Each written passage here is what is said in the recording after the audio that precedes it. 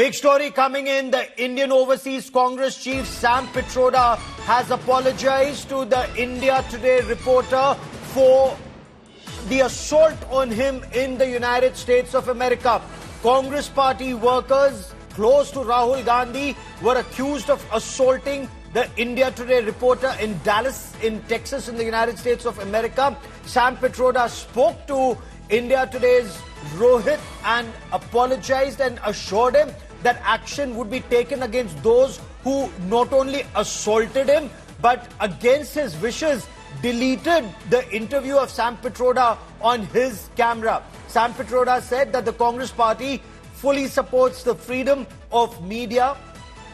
India Today's reporter was attacked for asking a question whether Rahul Gandhi in his meetings in the United States of America, when he meets US lawmakers, will take up the issue of the assault on Hindus in Bangladesh by radical Islamists.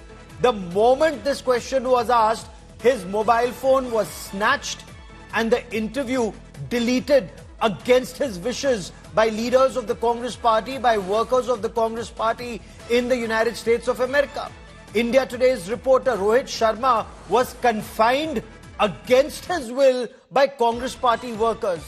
At one point of time, he wanted to dial 911, which is an emergency number in the United States of America, but he could not dial 911 and seek police protection because his phone had been taken from him. His phone had been taken away.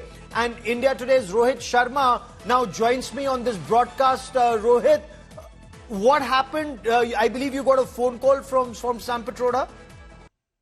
Yes, thank you, Gaurav, for having me. Yes, I did get a call from Sam. He called me to apologize. He expressed his disappointment over the entire incident. He mentioned to me that, this is a formal apology, coming from the Congress in itself. And he ensured me that, there will be action. He will get to the bottom of this. And he believes in the, freedom of press, and this should have never happened. He talked about the entire episode, and we recounted what had happened. And he said it was really unfortunate. He did not wish it to happen the way it did. And he assured me that, they would not, do this again in the future. And then we just, ended the call. But I think, Sam did assure me that he will get to the bottom of this and find those who's responsible, and there could be actions against those who were responsible. Did he say what kind of action against those who were responsible? Yes, he told me he'll get to the bottom of it, and there will be action against those who were responsible for this. He told me he's finding things out, he's getting the details. He told me he was busy after Mr. Gandhi landed, and obviously he didn't have a chance to. But now that, he's back home, he's looking into the matter. And he will absolutely, make sure that it gets to the bottom of this. And you must have been completely taken aback because, that question that you asked about Bangladeshi Hindus is a very basic question. Yeah, and the reason, it was brought up with Mr. Pitroda was the fact that, Mr. Gandhi was addressing a lot of NRIs, and we've seen and how NRIs have been up in arms about what's been going on in Bangladesh. Especially, in DC, there have been a lot of protests across the US, I should say. So I think it was a very relevant question. And I think Mr. Pitroda even answered it, to a certain extent. But then, as I've stated before, things just got out of control. And somebody started, thought it was controversial and started saying, band karo, controversy hai. And then everything after that followed. So, I mean, even he agreed to it, that it was a simple question. And, he wanted to talk about it. He did to a certain extent. But as he said, he wasn't sure what had happened, and he's going to find out. And at one point of time, you wanted to reach out to 911, which means the situation must have really gotten out of hand for you, who's a tough reporter on ground and who's been in various situations, for you to want to dial 911. Well, look, Gaurav, it definitely was a thought, because I felt like, people are invading my privacy. They have my phone. They're going through my photos. They're trying to delete this interview, which I don't want them to delete. And what else could I have done? Because I had no support, during that time. So your first instinct is okay, I need to get support. How do I get support? And the easiest way in America, and as you would know it, is you dial 911. So I mean, I wanted to, but I could not because my phone was with them.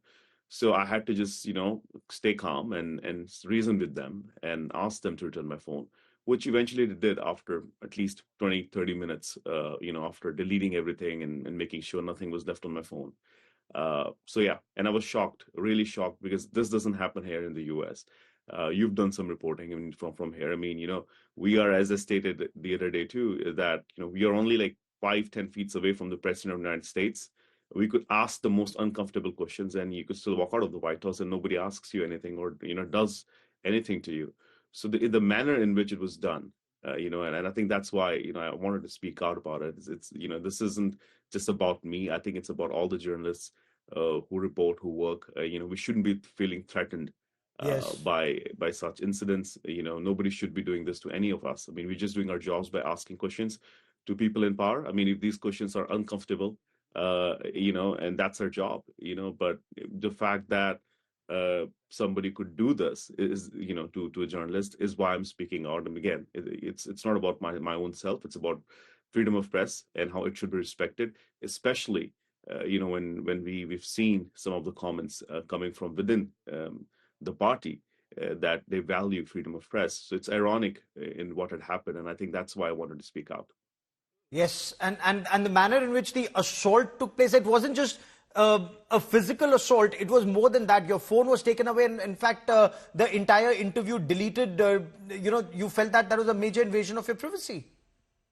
Absolutely. I mean, yes, 100%. I mean, it could have, my phone has a lot of stuff, and they were going through apps. They were trying to make sure that there was no more copies left on my phone of the interviews. They wanted to go and check iCloud. I mean, this isn't.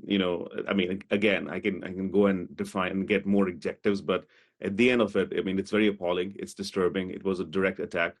And I think Mr. Pitroda realizes that, and that's why he extended an apology and accepted. He's a nice guy. We've talked before. Uh, you know, I've interviewed him before, so even he was shocked as to why some of these people were acting the way they did. Absolutely. Rahul, you stay safe, and for joining me here on India Today. Rahul, many thanks.